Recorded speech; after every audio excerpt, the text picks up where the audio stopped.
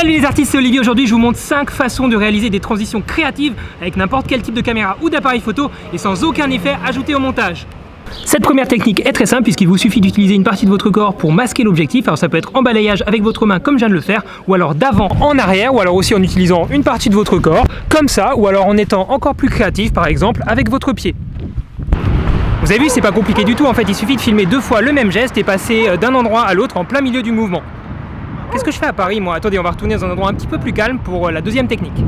Voilà, on est mieux ici. Alors cette fois c'est assez simple, il vous suffit de vous filmer en selfie, de tourner la caméra en même temps que vous, ou alors vous pouvez juste tourner la caméra comme ça. L'essentiel c'est de réaliser ces gestes de façon relativement rapide afin qu'il y ait le maximum de flou de mouvement pour masquer au maximum le passage d'un endroit à l'autre.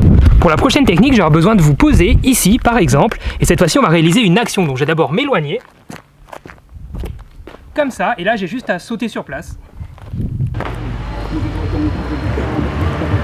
Bon alors ce que je peux faire aussi, c'est vous emmener avec moi pendant que je saute, par exemple en vous montrant mes pieds et en changeant d'endroit une fois que j'atterris. Ou alors en claquant des doigts.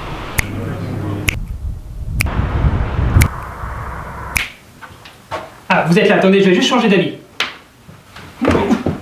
Voilà, c'est mieux comme ça. Bon, vous avez vu, c'est pas très dur à faire en fait, il suffit de couper au montage le moment où vous changez d'habit en fait, c'est très simple. Vous gardez la caméra sur le même point de vue et vous pouvez aussi faire ça en tournant, c'est assez classique, comme ça.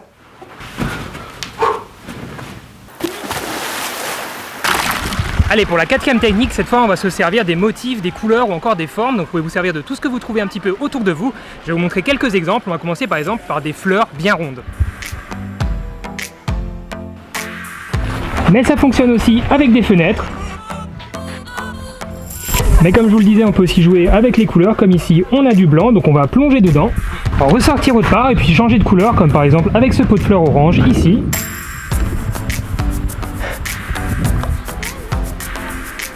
Et ça marche bien sûr très bien avec le ciel bleu.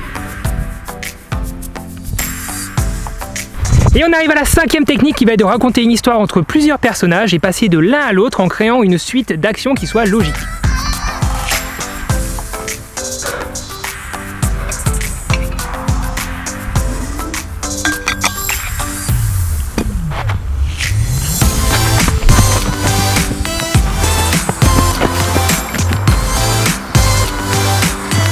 Alors ça vous a plu? Allez, je vous donne une 6e petite astuce pour la route, c'est cadeau, ça me fait plaisir, ça va être d'agrémenter tout ce que je viens de vous montrer de petits effets sonores que vous allez faire vous-même lors du tournage, comme ça.